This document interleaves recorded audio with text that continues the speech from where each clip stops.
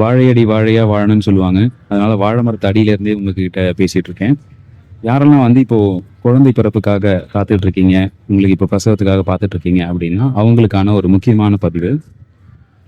உங்களுடைய குழந்தை பிறந்ததுக்கு உடனே உங்களுடைய குழந்தையோட நஞ்சு பை அதை நீங்க உங்களோட டாக்டர் கிட்ட கண்டிப்பா அதை அவசியம் கேட்டு வாங்குங்க.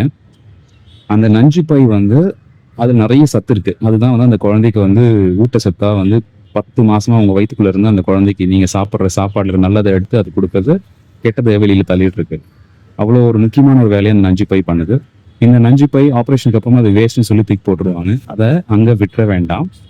அதை கண்டிப்பா அவசியமா நீங்க அதை கேட்டு வாங்கி அதை கொண்டு வந்து உங்க வீட்லயோ உங்களுக்கு தெரிஞ்ச இடத்துலயோ எங்கேயாவது அதை புதைச்சி வைங்க.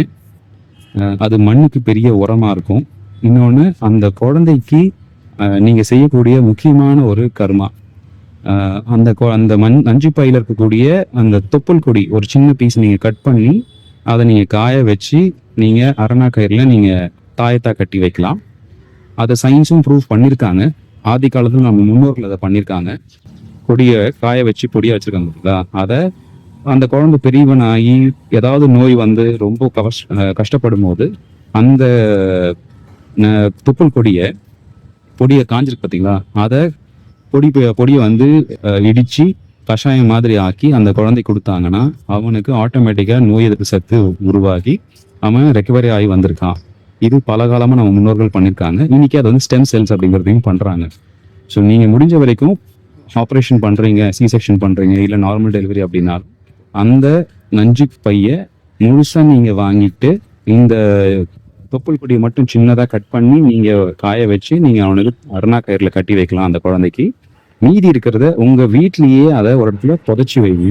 அது உங்க குழந்தைக்கான ஒரு மிகப்பெரிய கவசமா இருக்கும். புரியுதுங்களா? உங்க குழந்தை காலங்காலமா நோய் இல்லாம ஆரோக்கியமா இருக்கணும் அப்படின்னா இந்த நஞ்சு பைய உங்க வீட்டுல ஒரு போட்டு வைங்க. முன்னொரு காலத்துல என்ன பண்ணுவாங்கன்னா அதை வந்து மரத்தடியிலயோ அங்க மரத்துக்கு உரமா அதை நட்டு வைப்பாங்க அவங்க நிலத்திலேயே. அந்த மரத்துக்கு அவ்வளோ செழிப்பா அந்த மரம் வளரும் அப்படின்னு சொல்லியிருக்காங்க. ஸோ இதெல்லாம் வந்து ப்ரூவனா இல்லையா அப்படிங்கிறதெல்லாம் நீங்க ஆராய்ச்சி பண்றது உங்களோட விருப்பம். இதெல்லாம் முன்னோர்கள் பண்ணியிருக்காங்க. அவங்க ஆரோக்கியமா இருந்திருக்காங்க. 10 குழந்தை 15 குழந்தை பிறந்திருக்காங்க. அதுல சில குழந்தைகள் தவறுனாங்க அப்படின்னு சொல்லுவாங்க. பட் எவ்வளவு தவறுனாலுமே 10 குழந்தையில 2 குழந்தையில 5 குழந்தை தவறுனா கூட 50% ரேஷியோ தான். இன்னைக்கு நம்ம எல்லாருக்குமே ஒரு குழந்தை 2 குழந்தை. அப்போ அதுல ஒரு குழந்தைய வச்சுட்டு ஒண்ணு போனாலும் முடிஞ்சு போச்சு, 100% கேலி. சரிங்களா? ஸோ அப்போ நம்ம அதை பத்தி யோசிக்க வேண்டாம். முன்னோர்கள் என்ன பண்ணாங்க அப்படிங்கிறத நம்ம ஃபாலோ பண்ண ட்ரை பண்ணுவோம். கேள்வி கேட்கறது கண்டிப்பா எல்லாருக்குமே உரிமை உண்டு. ஆனா நிறைய கேள்வி கேட்கறோன்ற பேர்ல நம்மளை அழிச்சுக்க வேண்டாம்.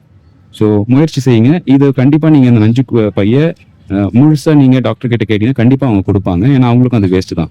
அதை வாங்கி நீங்க உங்களுடைய நிலம் இருக்கு, ஒரு இடம் இருக்குன்னா இல்லை ஒரு தொட்டியில அதை புதைச்சி அதுல ஒரு செடி வளர்த்து வைங்க. கண்டிப்பா உங்க குழந்தைக்கு ஒரு நல்ல விஷயத்த நீங்க செய்வீங்க. வாழ்க வளமுடன். நன்றி.